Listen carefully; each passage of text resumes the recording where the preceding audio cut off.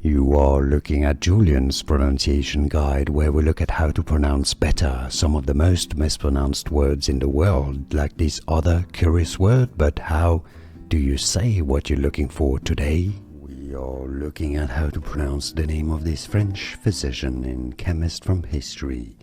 For reference, in French it is said as Louis-Camille Maillard. Louis-Camille Maillard. So in English, Louis Camille, not Camille, no L pronounced here. Louis-Camille Maillard. Maillard, silent D. And now you know.